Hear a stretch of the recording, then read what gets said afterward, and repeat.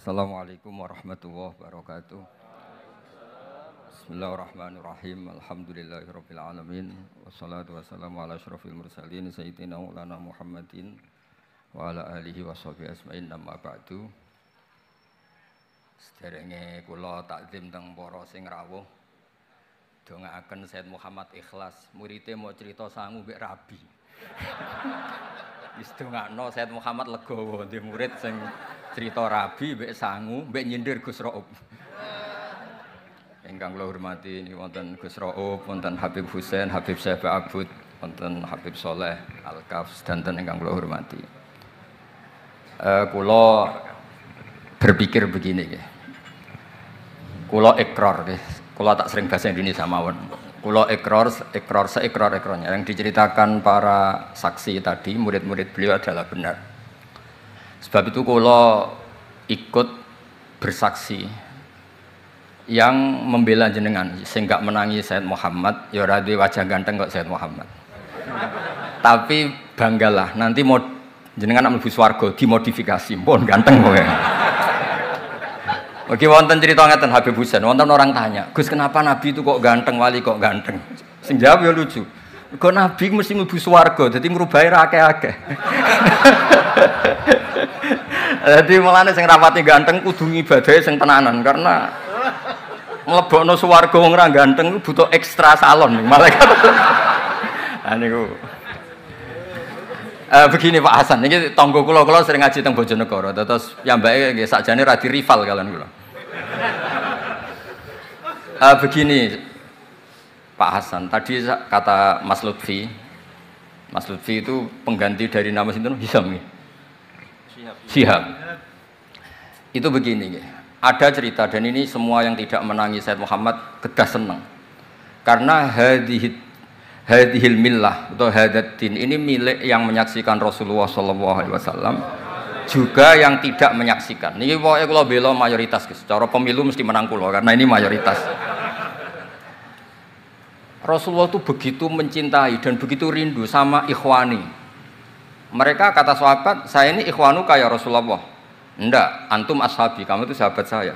Ikhwani adalah man amanabi walam yaroni. Mereka iman sama saya padahal tidak ngerti. Itu hebat luar biasa. Wong tidak ngerti kok iman.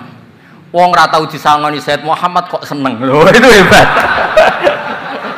Lah nek sing biasa disangoni untuk bojo kan seneng wajar. Nggih setuju nggih? Mboten niki kan argumentasi ilmiah. Saya ini lho niki seksine Gus Rob. Saya ini di antara muridnya Mbah Mun yang kompetitor ilmiahnya baik, termasuk kategori A. Kategori A. Masalah ilmiah loh, nah, masalah ubudiyah kalau biasa. Tapi biasa saya itu berkah. Nabi itu enggak pernah negur orang yang ibadahnya biasa-biasa saja. Yang ditegur adalah yang ibadahnya berlebihan, yaitu Abdullah bin Amr bin As. Ngerti sampai? Yang ditegur sama yang enggak ditegur itu baik mana? Yang enggak ditegur. Nabi itu tidak pernah negur orang yang ngimami pakai kulhu, tapi pakai Baqarah ditegur. Soalnya aku lagi partai kaum du'afa nih. Ini suara sah dilebok nanti, tapi ini hak nih. Sehingga dalam banyak cerita, dan ini disepakati banyak ulama, Uwais Al-Qarni itu lam yaltaqi Rasulullah SAW walam yarahu. Hampir semua riwayat bilang Uwais Al-Qarni itu tidak melihat Rasulullah. Beliau itu sering nangis karena tetangga-tetangganya sudah sowan Rasulullah dan tentu mereka menjadi sahabat karena sudah sowan Rasulullah. Tapi Uwais Al-Qarni dia ibu mokong ra karuan. Ditinggal lu ra gelem, mokong cerewet ngamukan. Njuk nglayani Uwais Al-Qarni. Uwais Al-Qarni itu lebih berpegangan konstitusi bahwa birrul walidain terutama ibu itu amru Rasulillah. Ummuka. Tapi apa yang terjadi? Uwais Al-Qarni yang tidak pernah sowan Rasulullah digelari khairul qurun Uwais Al-Qarni karena taat ning gone mandate Rasulullah nggih niku khidmah kalian enten ibuke. Padahal mboten di zamannya beliau sebetulnya menangi zaman Rasulullah, enggak sowan. Maksud kula Pak Hasan, dadi sing ora roh-roh ya aja terus sampean ngrasa luwih tinggi. Nggih biasa mawon, kabeh iku sementing ikhlas ridane Allah Subhanahu wa taala. Nah niki terus Mboten iki masalah konstitusi, soal masalah al-kutub, al-mu'allafah. Saya ini tadi kata Gus Raum, saya itu orang mungkin yang tidak mulazim ke Sayyid Muhammad, tapi kata tadi Mas Lutfi, kalau sanad ke Sayyid Alawi saya tentu lewat Mbah Mun. Mbah Mun itu teman akrabnya bapak saya. Dulu ketika beliau mondok di Mekah itu yang nganter mbah saya, mbah kandung saya, namanya Mbah Siddiq. Jadi keluarga saya ya pokoknya muamalah terus musohabah semuanya sama keluarganya Gus Raum itu minal ajdad. Ya sampai kadang beda pilihan presiden. Tapi tetap rukun. Karena nganggep itu urusan akidah lagi biasa mawon apa? Biasa. Begini. Niki rungokno tenan ya. Saya entah berapa kali sampai lupa nyetak kitab tapi bukan nyetak komersial. Sama lagi bukan komersial. Jadi ini enggak perlu menyinggung siapapun, enggak komersial.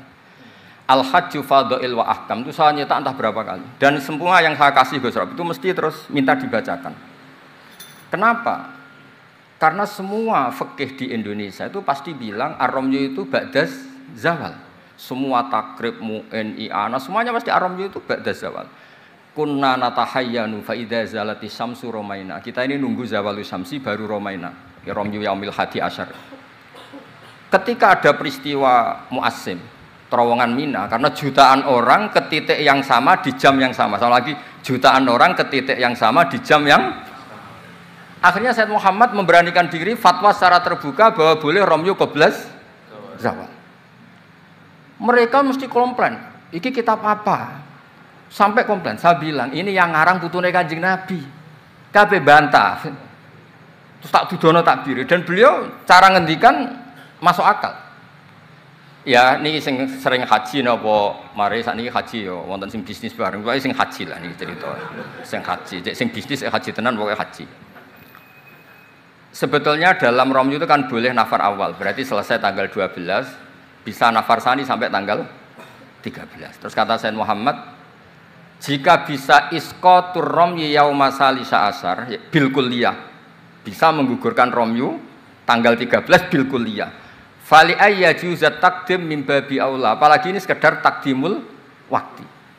Dan beliau bilang di kitab Al-Hajju Fadha'il wa Ahkam, dan tidak yusamma mukhalafatan. Kenapa tidak mukhalafah? Itla ilzama fihi bitasrah, karena Rasulullah tidak mengendikan bahwa ini harus begini. Itu hanya fi'lu. Fi'lu bisa ya dulu alal jawaz, bisa alal aulawiyah, enggak ada jaminan kalau itu syarat apa? Sah. Terus akhirnya orang tuh ayam semua, tenang semua.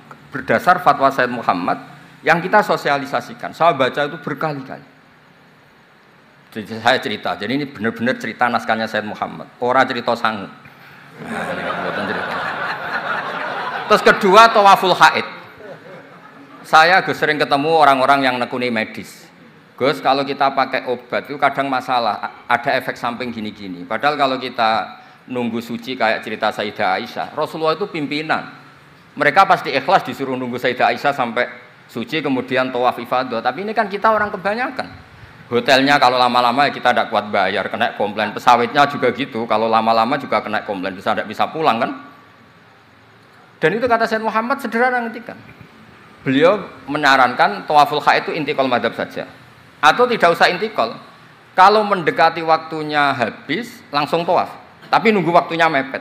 Karena dengan mepet berarti statusnya darurat. Apa statusnya? Darurat. Terus kata beliau dengan entengnya ngendikan di mana-mana yang namanya wajib atau syarat sah itu ya ma'al kudroh. Lah ini tidak kudroh berarti syarat itu hilang. Di mana-mana syarat menjadi syarat ya kalau kudroh. Lah ini tidak kudroh ya berarti syarat itu hilang. Sehingga terus kita nyaman tawaful haid. Itu di kitab Al-Hajju Fadha'il Ahkam. Bisa dicek Pak Hasan halaman 115 itu. Ini bukan cerita Malaysia, cerita tek. Jadi buat ini serius. Karena tadi kan orang-orang bisa guyon cerita nikah, berarti Anda tukang nikah. Nah kalau sekarang guyon karena ilmu, berarti Anda mubarok betul. Cerita nikah ya iso guyu, cerita ilmu iso guyu, berarti waras sampean. Ternyata bisa senang dengan ilmu, bisa senang. Yang rileks saja. Saya baca kitab beliau yang khataman, ini Gus Rauf saksinya. Saya baca Qawaid Asasiyah itu pasanan khatam tahun 39. Terus poso ini kemarin 45 ini saya juga khatam baca Qawaid Asasiyah. Dulu itu karangan Sayyid Alawi namanya Zubdatul Itqan. Di era Sayyid Muhammad disebut Al-Qawaid Al-Asasiyah fi Ulumil Quran. Saya ngajar di Sarang ya kitab itu di pondoknya Gus Zufur. Saya berkali-kali baca kitab itu di Kudus di pondok saya kemarin khatam. Terus kitab beliau yang saya senang sekali diantaranya tentu Mafahim Yajibu Antus Sohah. Tadi Mas Lutfi cerita betapa repotnya Sayyid Muhammad ngadepi Wahabi. Tapi di Indonesia saya sering cerita ke mereka, bahkan sebagian yang berfaham itu di kota banyak yang menjadi minna. Saya cerita begini, La ilaha illallah itu kalimatun dakhala bihal kafiru al-islama. Fakaifa bihadil kalimah. Kok terus jadi tukhriju hadil kalimah al-muslimah minal islam ilal kufri. Orang tahlilan, orang nyekel patok, orang-orang NU yang khol itu nyekel patok yang la ilaha illallah, la ilaha illallah. Itu kalimat yang orang kafir puluhan tahun menjadi muslim. Masa dengan kalimat yang sama menjadi kafir? Itu logikanya tidak kena. Berarti kalimat ini punya dua status. Ya mukminah memukminkan, juga mukafirah mengkafirkan. Itu kan lucu gitu. Dan itu mereka terus menerima. Kayaknya benar Gus Pak. Masa kalimat yang 70 orang misalnya kafir dalam waktu 70 tahun itu karena melafatkan satu kalimat itu saja la ilaha illallah Muhammadur Rasulullah langsung menjadi apa? Menjadi muslim atau mukmin. Masa dengan kalimat yang sama hanya karena sambil megang patok terus menjadi apa? Kafir. Kalimat itu kalimat syahadatut tauhid. Makanya saya mohon para muhibbinnya Sayyid Muhammad itu harus baca kitabnya. Saya ini bukan niat sombong. Saya baca kitab beliau yang saya takriri sampai khatam itu ya Al-Hajju Fadhilul Ahkam. Saya sudah lapah berapa kali saya khatam. Terutama di bab Tawaful Haid sama Amram Qabla Zawal. Terus Mafahim Yajibu Antus Sohah, Qawaid Asasiyah, Mafhumut Tatawwur wa Tajdid. Terus yang kitab-kitab paling modern terakhir karangan beliau itu Sirah Nabawiyah, sarahnya Alfiyatus Sirahnya Zain Al-Iraqi. Terakhir Mu'allafatus Sayyid Muhammad. Dan saya yang sering juga sinau itu Manhajus Salaf fi Fahmin Nusus. Itu juga termasuk kitab yang sering saya pelajari. Sehingga belajar betul Mas Hasan, bukan main-main, belajar betul. Ya? Maksudnya kalau tidak bisa tak cari di kamus. Kalau nggak bisa semua bukan niat sombong. Pakai sarana saya ini kan bapak saya itu hafal Quran, buyut-buyut saya ini mungkin termasuk orang yang nekuni Quran. Jadi saya kalau nggak paham, ya Allah kita ibutan pantas. Tiang buta Quran jenengan terus mau ora paham kita ora pantas gitu. Nah, ya akhirnya paham gitu. Nah, dari sekian cerita yang difahami nufus, ini supaya sampean clear ya. Saya mohon semohon-mohonnya. Jika jenengan pilihannya berpakaian seperti ini oke. Yang berpakaian ala Rasulullah atau ala Arab terserahlah istilahnya, nggih monggo. Tapi yang berpakaian ala Jawa gini, saya masih ingat takbir itu di halaman 423 di Manhajus Salaf fi Fahmin Nusus. Itu beliau ngendikan gini. Wa kanat sunnatu Rasulillah sallallahu alaihi wasallam annahu yat'amu ma yajiduhu fi ardi wa yalbasu ma yajidu wa yarkab ma yajidu mimma abahahu wa famanis ta'mala ma yajiduhu fi ardi fa huwa al-muttabi' lis-sunnah. Kama annahu hajjal baita min madinati faman hajjal baita min madinati nafsi fa huwa al-muttabi' lis-sunnah wa illam takun hadil madinah tilka. Sampeyan cek itu. Insyaallah lafadznya itu persis. Bukan karena saya pintar atau cerdas, tidak. Memang saya tekuni. Aku raiso seneng terus masang foto tok itu tidak bisa. Saya tidak jenis seperti itu. Terus seneng ngenang di sangon itu, ora iso. Saya itu sebenarnya tidak bisa. Tidak bisa. Saya tidak jenis itu. Saya itu ya sering dikasih uang Mbah Mun, Gus Rauf saksinya. Tapi ya saya ngenang beliau itu ya kitabnya tak pelajari Al-Ulama An-Nujd, tak baca depan santri saya khatam. Saking senengnya saya Mbah Mun ke Sayyid Muhammad sama beliau punya karangan Maslakut Tanassuk bil ittisalat li Sayyid Muhammad, Maslakut Tanassuk al-Makki fil ittisalat bi Sayyid Muhammad al-Maliki. Saya baca khatam. Saya sampai lupa entah berapa kitabnya Sayyid Muhammad, saya baca khatam dan ada takrirannya.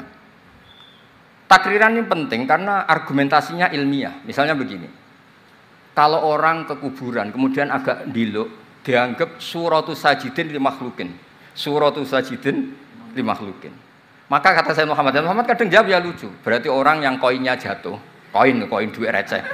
Kalau saya kan mungkin sudah kaya, uang koin jatuh tidak tak ambil. Kalau sampean itu kan masih diambil. Itu kan mesti fisuroti sajid. Atau fisuroti roke. Lah kalau itu dianggap murtad, semua orang yang ngambil HP-nya jatuh, itu semuanya Murtad karena ada suratus sujud li makhlukin, apalagi ini makhluknya koin. Nah ini bukan gitu. Ini data ya. Maksudnya tak baca di sini karena memang saya profesional. Tapi jangan undang saya, yang berang undang saya Gus Rauf itu pun sekali ini perjanjian sudah. Saya ini punya buyut-buyut Habib Husain Ba'abud. Buyut-buyut saya itu tukang uzlah. Jadi saya termasuk kiai yang nggak suka diundang. Paling saya hanya ke Pasuruan karena Kiai Hamid Pasuruan itu sepupunya mbak saya. Ke Gus Rauf karena putranya guru saya. Pernah diundang Gus Kafabi karena agak-agak dipaksa. Mbah Mun itu ngaji di Bakarim, berarti jenengan cucu murid. Waduh. Kok pakai ancaman ini, Pak? Wah ya sudahlah, saya nurut. Saya nurut, tapi saya bilang begini, saya ini punya pondok Quran, sering deres Quran. Tadi kata Gus Rauf sering deres Quran, sering nyemak Quran. Ya monggo kalau berani menanggung hisab itu. Akhirnya terus sekali aja karena resiko juga kan mengganggu orang yang deres itu. Boten iki boten ancaman, boten cerita mawon, boten saya biasa mawon. Nah ini saya baca beberapa teks yang supaya jenengan ngerti. Ketika Sayyid Muhammad mencintai Imam Malik itu beliau sampai punya karangan Imam Daril Hijrah Malik bin Anas. Saya beri sekian cerita betapa Sayyid Muhammad itu mencintai Imam Malik. Makanya beliau dengan gelar Al-Maliki. Beliau karuan Al-Hasani tapi beliau menyisipkan gelar apa? Al-Maliki. Kenapa? Saya cerita sekian mazayanya Imam Malik. Imam Malik itu tidak berpendapat kalau ba'da sholatil asri masuk masjid itu disunatkan sholat. Karena bagaimanapun itu waktu ba'dal asri. Meskipun ada sebab mukorin yaitu masuk masjid. Tapi beliau ada anak kecil, di sini ada takbirnya, ada anak kecil bilang, ya Syekh kum farka. Kamu ini sudah Syekh, sudah kiai masuk masjid, tidak sholat tahiyatul masjid, kum farka. Beliau tidak debat, langsung sholat. Ketika ditanya, innahu laisa bimadzhabik, itu tidak madzhab engkau ya Malik. Inni khosyitu an akuna minal ladzina idza qila lahumur ka'u la yarka'u. Kayak apa? Maksudnya Mas Hasan, kalau senang Imam Malik, ya ngarang Imam Malik. Kalau senang Sayyid Muhammad, ya baca kitabnya. Selain cerita dinikahkan dan cerita dikasih uang. Buat niki ganjarannya kata kula gojlok. Mergi dadi jenengan seneng nyeneng ngomong itu kan ganjaran. Nah sampean takok, lah ono kurbane. Kula tadi ya korban berkali-kali kan. Terus ada lagi cerita tentang Imam Malik itu pernah dimintai orang miskin. Saya minta uangnya. Imam Malik jawab, dohirnya itu tidak Islami. Saya tidak punya uang. Kapan-kapan saja ke saya. Terus kata orang di dekat Imam Malik, lima adalah takulu kama yakulun nas rozaqallah. Kenapa engkau tidak seperti umumnya orang rozaqallah? Enggak jadi. Kata Imam Malik, asyaddu kalimatin ala sa'il. Kalimat terberat bagi sa'il adalah kalimat yang nyimpan roda sa'il. Walau dimna jumlatin, meskipun itu fidinim jumlatin terus. Fa'ana ujillu ismawahi ta'ala an azkurahu liman yakrohu sama'ahu walau dimna jumlatin. Saya ini ingin menyelamatkan nama Allah. Peminta itu paling nggak suka kalau ada kata-kata yang arahnya pokoknya nggak ngasih. Saya ulang lagi, peminta itu paling nggak suka kalau ada kata-kata yang arahnya itu tidak ngasih. Karena peminta ini sudah mangkel, saya menyelamatkan tidak nyebut Allah. Nanti Allah jadi korban. Rozaqallah, itu Allah kapan? Nyatanya sampai sekarang tidak ngasih rezeki. Kan Allah bisa jadi korban kan? Maka beliau nggak mau nyebut Allah. Fa'ana ujillu ismawah, saya menghormati nama Allah. Jangan sampai saya sebut di depan orang yang sedang nggak suka. Tadi karena ada jawaban yang yufidu raddah. Kenapa yufidu raddah? Yaitu pokoknya tidak ngasih. Kayak apa orang-orang? Saya ulang lagi, jadi ini saya termasuk, insya Allah termasuk kompetitor terbaik, termasuk. Bukan apa-apa ya, karena menurut saya senang orang itu. Saya baca Ikhya itu lupa. Khatam berapa kali itu saya takriri pakai naskah. Gus Rauf punya, saya naskah maknanya Mbah Zubair saya punya. Ngaji Mbah Mun. Kalau nggak bisa masih pakai kitab Ithaf. Kalau naskahnya beda, saya cari naskah yang lain. Karena saya senang Ikhya, Minhajul Abidin. Pokoknya kitab-kitabnya Imam Ghazali. Saya senang kitabnya Mbah Mun, Mbah Zubair, semua. Bukan apa-apa. Takut saya senang ternyata saya yukhalifu madhab. Saya sebagai pembaca maksudnya ya. Korek itu kalau senang ternyata dia yukhalifu madhab karena tidak baca. Contoh gampang begini, saya tuh sering ketemu orang-orang khusyuk yang tidak ngaji. Gus itu gimana orang-orang sholat pakai baju merah? Tak tunjukkan di Bukhari, babus sholat fis saubil ahmar. Ada yang protes lagi, gimana Gus itu kiai kok sholat kencing? Berdiri, babul qauli qaiman inda subadati qaumin. Di Bukhari itu. Gus, kok ada hadisnya semua? Yang masalah itu tak kamu kata saya gitu. Loh sampai sholat, sampean kalau sholat kan mikir, ya mikir utang, mikir macam-macam. Itu Imam Bukhari punya bab. Babul ifkar, tasirnya apa? Imam Bukhari pakai bab itu babul ifkar di sholat, bab mikir di sholat. Itu dalilnya lucu, Beb Husain. Kanjeng Nabi ku sholat terus salam ke susu. Ditanya kenapa ke susu? Saya ingat ada dinar di rumah yang belum saya bagi. Berarti ingatnya kan pas sholat. Sampai ya bedanya Nabi ilingnya barang apik sama orang, tapi kan podo lah dalam bab. Jadi kalau suwon kitab-kitab Sayyid Muhammad yang jadi makhrajan hasanan lihadil ummah itu harus kita bela mati-matian. Misalnya begini, Ataqah Somadiyah, mungkin di Jawa Timur disebut Ataqah Kubra yang baca kulhu beberapa kali, yang katanya bapaknya terus masuk surga itu. Itu kan kalau di kampung saya Gus, kalau ada baca gitu yang selain anaknya tak udah kamu udah usah serius, ramlak di bapak. Oh anaknya tenang-tenang. Pernah ada orang ngundang saya, Gus, ngocok Ataqah Kubra Gus. Anaknya mau nggak manggon, monggo pinara, saya pulang. Kenapa Gus pulang? Karena anaknya ramoco wong liya bukan moco sembrono gamne. Sing ana ning hadis awaladin sholihin yatullah, ra ono au kiyayin sholihin yatullah gamne. Langsung Gus jenengan ngawur e dalil. Aku ora ngawur pancen aku wong alim, mesti roh tenan. Sing ana ning hadis awaladin sholeh, ora au kiyayin sholeh. Jadi anak itu penting, malah mau enggak manggon tok mbek rokokan. Monggo. Semenjak itu kalau orang undang saya enggak berani kalau enggak khusyuk moco. Takut saya pulang. Lah misalnya yang undang bagakno nyangoni saya, sugih saya. Kan mboten ngefek no, teror-teror ngoten mboten ngefek. Jadi ini penting meskipun guyon, ilmu itu didudukkan. Sayyid Muhammad ngendikan, hadis-hadis tentang jumlah kul huwallahu ahad semuanya itu dhaif. Saya pernah ngaji itu di Kudus cerita gini, alhamdulillah kok dhaif. Hadis tentang jumlah la ilaha illallah yang banyak itu alhamdulillah juga dhaif. Karena kalau itu syarat sahnya harus banyak berarti begini. Mangqala la ilaha illallah mi'ata marrah lagi dakhalal jannah. Berhubung enggak ada jumlah mi'ata marrah, satu pun sudah dakhalal jannah. Kul wahad juga sama, di riwayat Bukhari jelas. Ada orang kalau ngimami baca kulhu ditanya, "Kenapa engkau baca kulhu?" Li annaha sifatur rahman, fa ana uhibbu an aqra'a biha. Kata Nabi apa? Jibril datang, "Akhbir ya Muhammad, annallaha yuhibbu bi hubbihi qul huwallahu ahad." Dan semua riwayat kadang hanya bilang hubbuka iyyaha adkhalakal jannah. Dan enggak ada riwayat hubbuka iyyaha wa qira'atuka alfa marra wa alfa marra lagi dakhalal. Kalau ada riwayat itu, innalillahi wa inna ilaihi raji'un. Kita punya masalah besar karena kita enggak kuat baca lama-lama itu enggak kuat. Artinya gini, kita harus menjadikan kitabnya Sayyid Muhammad ketika menvonis hadis-hadis yang jumlahnya besar tadi. La ilaha illallah jumlah. Loh, soal kamu lakukan tetap baik, kita sepakat itu baik. Tapi jangan jadi aturan hukum. Saya ulang lagi, baca banyak tentu tetap baik, tapi jangan menjadi aturan. Kalau jadi aturan hukum berarti gini.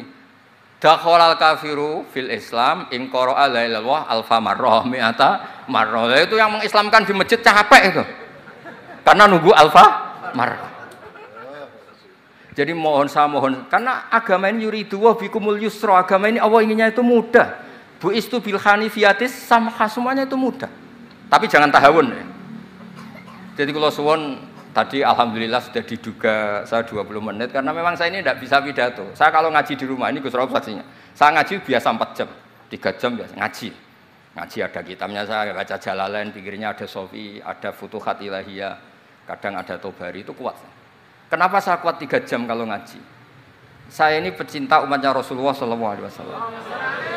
Umat itu tidak boleh hanya mendengar kata-kata seorang bahak, enggak boleh. Harus mendengar kaifa qala Tobari, wa kaifa qala Al-Baidawi, wa kaifa qala Shahibus Shafi, wa kaifa qala Imamun Syafi'i. Saking hormat saya. Cuma saya nyampaikan pancen rileks guyon, karena itu wasiatnya Bapak. Hak kena ngaji guyon. Nah, iku wong bingung kabeh sing ngaji-ngaji. Jadi, nggih ngoten mawon. Assalamualaikum warahmatullahi wabarakatuh.